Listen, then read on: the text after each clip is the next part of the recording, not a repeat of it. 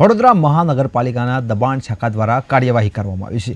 Housing બોર્ડમાં બનાવવામાં આવેલ કાયદેસરની ગેરકાયદેસર દુકાનો અને દબાણો સામે કાર્યવાહી હાથ ધરવામાં આવી છે। સયાજીગંજ ધારાસભ્ય પણ હાજર રહ્યા હતા।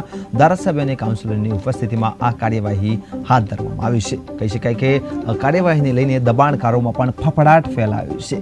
આ કાર્યવાહી દરમિયાન ધારાસભ્ય પણ હાજર રહ્યા હતા। કોઈ તકરાર ના થાય, કોઈ અણબનાવ ના બને તેને લઈને કહી શકાય કે આ દબાણ વખતે ધારાસભ્ય ખુદ હાજર રહ્યા હતા અને કોઈ અણબનાવ ન બને તે માટે તેમની ઉપસ્થિતિ જોવા મળી અને કહી શકાય કે દબાણ હટાવવામાં આવ્યા હતા। દબાણ હટાવતા કહી શકાય કે બીજા દબાણકારોમાં ફફડાટ ફેલાયો હતો।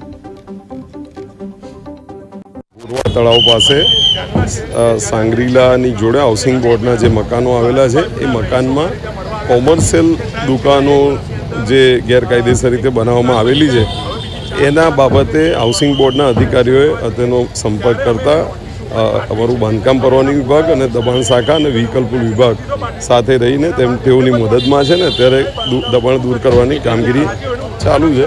લગભગ 4 દુકાનો દેખાય છે, તેમ છતાં જે બતાવશે એ પ્રમાણે કામગીરી કરવામાં આવશે અને આ કામગીરીમાં ગોરવા પોલીસ સ્ટેશન અને MGVCL ના એ વિભાગો પણ સાથે 2 થી 3 વાર ગોરવા તળાવની સામે ના રોડ પરના દુકાનોના દબાણ આની ચર્ચા અમે સામાન્ય સભામાં કરી હતી। જે દુકાનો આપ જોઈ શકો છો કે છેક રોડ સુધી અને એની ઓરિજિનલ પ્રિમાઇસ ગોરવા હાઉસિંગ બોર્ડની ત્યાં છે અને દુકાનો અહીં લગી એક્સટેન્ડેડ ખેંચી લીધી છે અને કેટલાય વર્ષોથી આ હાલતમાં અને છેલ્લે આ 6 મહિનાની અંદર નવી 2 દુકાનો ઊભી થઈ જે રોડ પર આવી છે અને છેલ્લા 1 વર્ષની અંદર આ એક બીજી દુકાન નવી બની। આ દુકાનોથી ત્રસ્ત થઈને આજુબાજુના રહીશો દ્વારા આ વિસ્તારમાંથી પસાર થતા નાગરિકો દ્વારા અમારા વોર્ડ પ્રમુખ મહામંત્રી કોર્પોરેટર દ્વારા